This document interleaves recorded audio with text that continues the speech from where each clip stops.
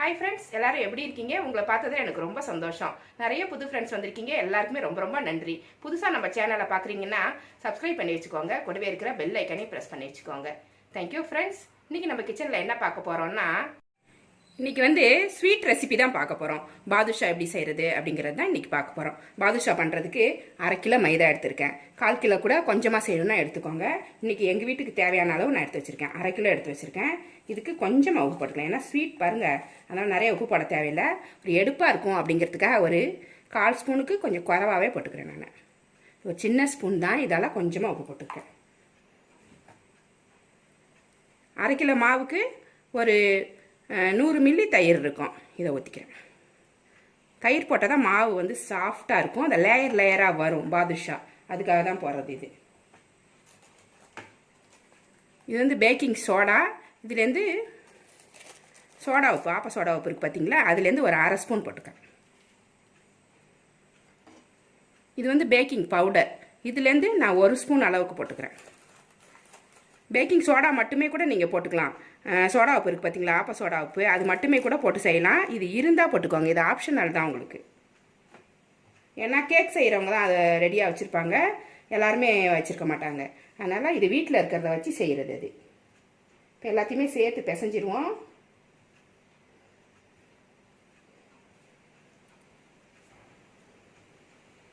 நல்லா கலந்து விட்டுட்டு 1/2 கிலோ மைதாவுக்கு 100 கிராம் டால்டா எடுத்து வச்சுருக்கேன்.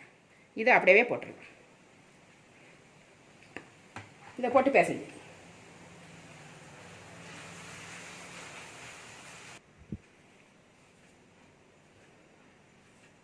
100 கிராம் டால்டா போட்டால் தான் சாஃப்டாக இருக்கும் பாதுஷா. லேயராக வரும். நல்லா போட்டு கலந்துட்டு இப்போ மீதிக்கு தண்ணி ஊற்றிக்கலாம். கொஞ்சம் கொஞ்சமாக தண்ணி ஊற்றி, சப்பாத்தி மாவு மாதிரி பிசையக்கூடாது. சப்பாத்தி மாவை விட கொஞ்சம் லூஸாக பிசையணும். அப்போ தான் பாதுஷா நல்லாயிருக்கும். ரொம்ப கட்டியாக பிசைஞ்சா கட்டியாக இருக்கும், லேயராக வராது. நான் பிசைஞ்சிட்டு காமிக்கிறேன் உங்களுக்கு. இது மாதிரி பிசைஞ்சு எடுத்துக்கோங்க. சப்பாத்தி மாவு மாதிரி கட்டியாக இல்லை, கொஞ்சம் தளர்வாக இருக்குது. இந்த அளவுக்கு நம்ம பிசைஞ்சு எடுத்துக்கணும். இது ஒரு 1/2 மணி நேரம் மூடி வச்சாதான் இந்த பேக்கிங் சோடா, ஆப்பா சோடா எல்லாம் போட்டிருக்கோம் பார்த்தீங்களா, அதில் மாவு கொஞ்சம் புளிக்கணும். அப்போ தான் சாஃப்டாக இருக்கும். இதை மூடி வச்சுருவோம். 1/2 மணி நேரம் கழிச்சு இதை எடுத்துகிட்டு பாதுஷா. மாவு 1/2 மணி நேரம் ஊறிடுச்சு. இப்போ இதை சின்ன சின்ன பாலாக எடுத்துக்கலாம். லைட்டாக கொஞ்சம் கையில் எண்ணெய் தடவிக்கோங்க. எடுத்துக்கிட்டு நம்மளுக்கு எவ்வளோ சைஸ் வேணுமோ அவ்வளோ பெரிய பால் எடுத்துக்கலாம். சின்ன சின்ன பாலாக அப்படி எடுத்துக்கோ. இப்படி அழகாக ஒரு அழுத்தி விட்டுட்டிங்கன்னா இப்படி வரும்.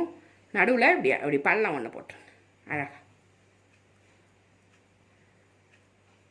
இந்த ஷேப்பில் செய்யணும். இது மாதிரி செஞ்சு ஒரு தட்டில் எடுத்து வச்சுக்கலாம். இன்னொன்று செஞ்சு காமிக்கிறேன்.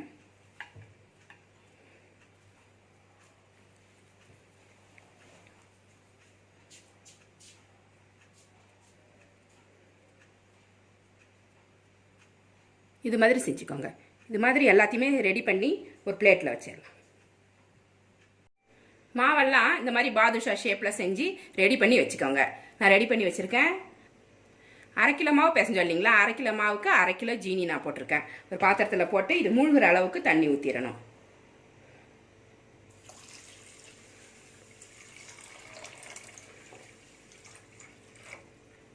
போதும். இது பற்ற வச்சிடணும். அடுப்பு பற்ற வச்சு நம்ம இதை பாகு காய்ச்சிடலாம். மூழ்கிற அளவுக்கு தண்ணி ஊற்றியாச்சு. இது சூடாகட்டும்.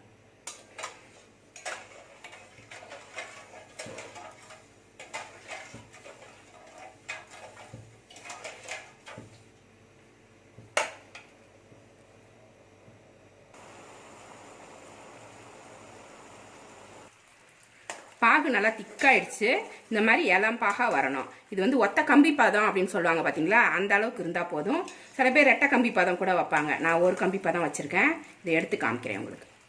இப்படி கொஞ்சமாக கரண்டியில் கொஞ்சமாக எடுத்து நல்லா ஆற வச்சிடணும். ஆற வந்ததுக்கப்புறம் பாருங்கள், இல்லைன்னா சுட்டுக்கும். இப்படி கொஞ்சமாக எடுத்து இப்படி வைக்கும்போது ஒரு கம்பி பதம் அப்படி வருது பார்த்தீங்களா, இப்படி வரணும். இந்த மாதிரி வந்தால் கரெக்டாக இருக்கும்.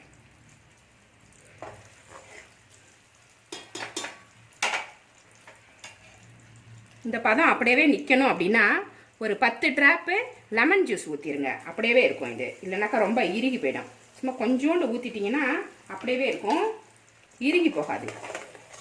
இதை ஒரு பக்கமாக இறக்கி வச்சுருவோம். அடுத்தது நம்ம பாதுஷாவை பொரிச்சு எடுத்துடலாம்.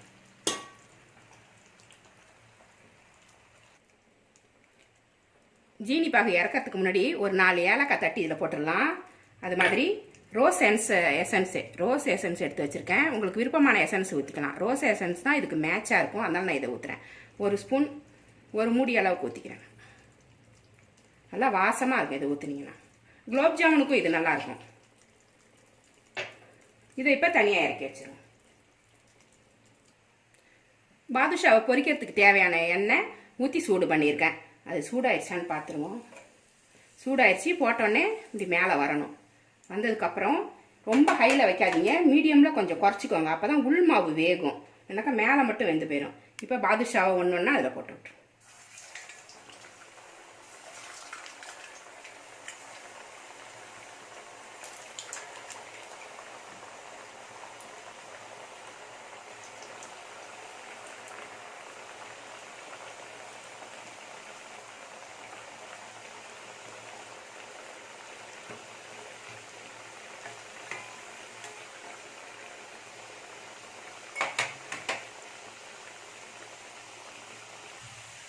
இது ஒரு பக்கம் வெந்துருச்சு. அப்படியே திருப்பி போட்டு உள் பக்கம் நல்லா வேகணும். மாவு வேகலைன்னா நல்லா இருக்காது. வேறு மாவு அப்படியே மைதா மாவு நின்றுடும். அதனால் கொஞ்சம் மெதுவாக வேக வச்சு எடுத்துக்கோங்க. மீடியமில் கொஞ்சம் நேரம் வேகணும்.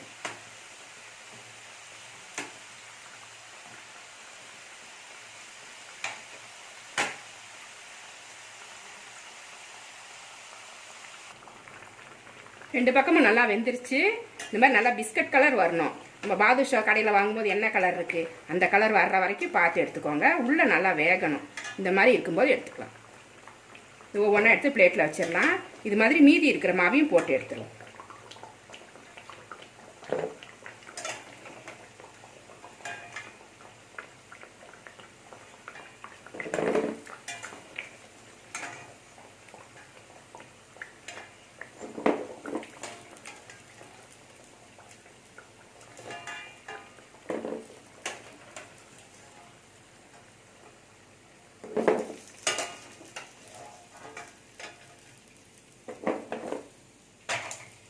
இது மாதிரி எல்லாத்தையுமே போட்டு எடுத்துக்கணும்.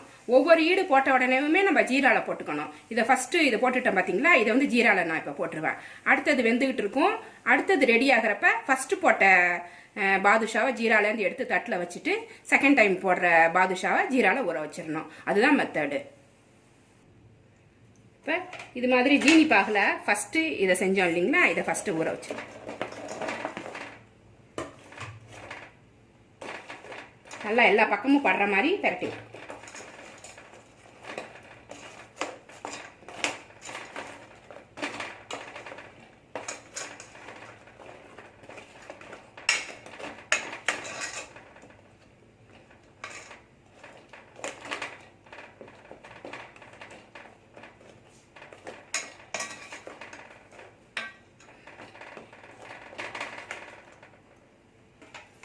இது மாதிரி ஊற வச்சிடலாம். இது ஒரு அடுத்த ஈடு வேகிற வரைக்கும், அடுத்த செட்டு வேகிற வரைக்கும் இது ஊறிட்டு இருக்கட்டும். ஜீரால நல்லா ஊறிடுச்சு. நல்லா ஒயிட் கோட்டிங் லைட்டாக வர ஆரம்பிக்குது பாருங்கள். இது மாதிரி இருக்கும்போது நம்ம எடுத்துடலாம். எடுத்து ஒரு பிளேட்டில் அடுக்கி வச்சுருவோம்.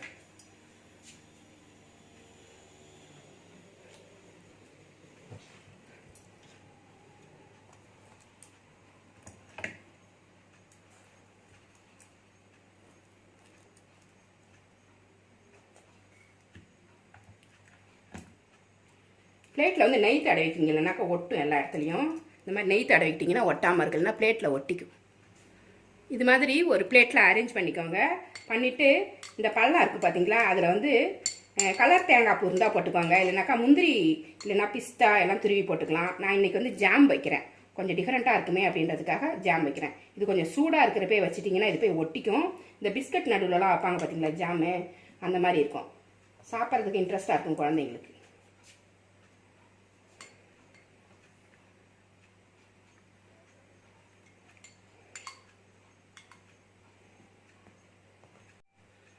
பாதுஷா சூப்பராக ரெடி ஆயிடுச்சு. ரொம்ப டேஸ்ட்டாக இருக்கும். இது நல்லா ஆறுனதுக்கப்புறம் பேக் பண்ணி வச்சுக்கோங்க. குழந்தைகளுக்கு வேணுங்கிறப்ப கொடுங்க. குழந்தைகளுக்கும் கொடுங்க, நீங்களும் சாப்பிடுங்க. இந்த ரெசிபி உங்களுக்கு பிடிச்சிருந்தா நம்ம சேனலை சப்ஸ்கிரைப் பண்ணி வச்சுக்கோங்க. கூடவே இருக்கிற பெல் ஐக்கானே ப்ரெஸ் பண்ணி வச்சுக்கோங்க. லைக் பண்ணுங்கள், ஷேர் பண்ணுங்கள், கமெண்ட் பண்ணுங்கள். இவ்வளோ நேரம் என்னோட வீடியோவை பார்த்தா எல்லாருக்குமே நன்றி. Thank you friends.